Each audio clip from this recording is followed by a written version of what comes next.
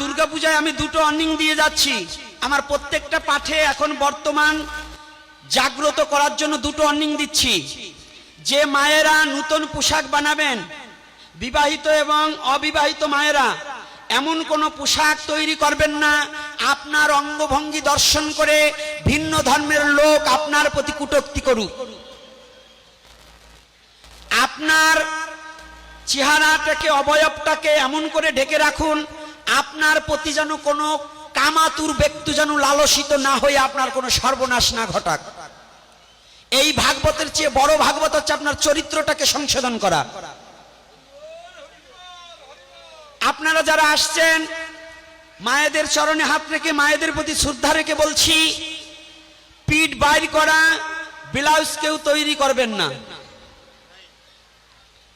পিঠ বাইর করা ব্লাউজ যারা পরে যাবেন তাদের যদি অকারণ ঘটনা ঘটে, এজন্য কোনো ধর্ম কোনো মানুষ দায়ী নয়।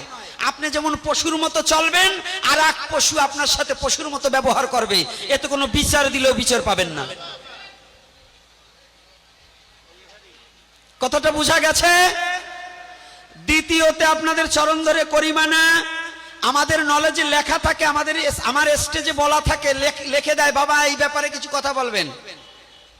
সবচেয়ে আজকে বলবো, মায়েরা কখনো নাভি বাইর করে কাপড় পরে বাজার ঘাটে গিয়ে আপনার নিজের শরীরটাকে কাউকে দেখাবেন না। এইটা যারা দেখায় ওর মা বাবা সহ স্বামী সহ নরকে নিতে পারেন আপনি একা। একটা নারী পারে 7 জন পুরুষকে নরকে ঠেলে দিতে, আবার একটা নারী পারে 7 জন পুরুষকে স্বর্গে নিয়ে যেতে। নারী নরকের দ্বার, নারী স্বর্গের সিঁড়ি। চরণ ধরে করিমানা। আর যে বাবারা এই সমস্ত মেয়ে ছেলের ওই রকম পোশাক কিনে দেয়, ওরা মানুষ না, ওরা জানোয়ার। এই জানোয়ার গুলো যদি সঠিক না হয় তাহলে ওইগুলো সঠিক হবে না। তাই চরণ ধরে করিমানা, পশুত্ব স্বভাব পরিত্যাগ করুন, না হলে এরকম কীর্তন ভাগবত যা দেন কোনো লাভ হবে না। আমার চরিত্রের কারণে যেন অন্য কোনো দাগ না লাগাতে পারে। আপনার মেয়ে কেমন পোশাক পরবে, এমন অশ্লীল রুচিবোধ কোনো পোশাক যেন পরিধান না হয়, যেটা পরিধান করে মশারির তেনা পরে যেন রাস্তায় বেরোলে যেন ভিন্ন ধর্মের লোক আপনার মেয়ের প্রতি কু মন্তব্য না করতে পারে। এটা চরণ ধরে নিষেধ করছি। সম্মুখে দুর্গা পূজা, কালী পূজা, আমাদের পূজা হচ্ছে বৈদিক নৃত্য হবে, বৈদিক আচরণ হবে, যেন এমন কোন নৃত্য না হয়, এমন কোন অশ্লীল গান বাজনা না বাজে যেটা আমাদের ধর্মের বাইরা। কি আমার কথায় কি একমত? যদি একমত কারা কারা আছেন একটু হাত তুলেন তো।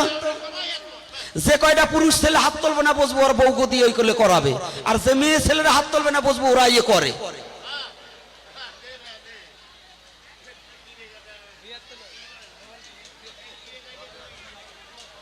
এই ভগবানের সামনে এই শ্মশান, যেখানে মৃত্যুর পরে সবার একদিন আসতে হবে, এখানে আসেন আর একজন আসেন, শ্মশানে তার যেতেই হবে। এই শ্মশানটা হচ্ছে মানুষের শেষ স্থান। এই শেষ স্থানে এসে ওয়াদাবদ্ধ হন, সনাতন ধর্ম পবিত্র, এই পবিত্রতা রক্ষা করব আমি। মানে আমার কথা বলছি না, প্রত্যেকজন বলবেন যে আমি রক্ষা করব আমার ধর্মকে পবিত্র। অন্যজন এসে করে দেবে না আমি যদি আমার ধর্মকে পবিত্র না রাখি। কি বাবা করে দেবে কেউ? আমার ধর্মকে আমার পবিত্রতা রাখতে হবে, আমার রাখতে হবে না? তাহলে আমার ধর্মটাকে পবিত্র রাখতে হলে এই বৈদিক নৃত্য কি জানেন? হরি নাম করে করে নৃত্য করুন, কিন্তু মদ খেয়ে নয়, গাঁজা খেয়ে নয়, অশ্লীল ভাবে নয়। ওই শর্ট প্যান্ট পরে মা দুর্গার সামনে যেন নৃত্য না হয়।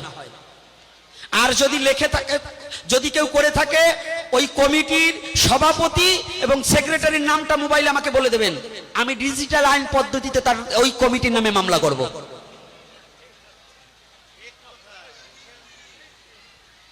কথাটা বুঝতে পারছেন?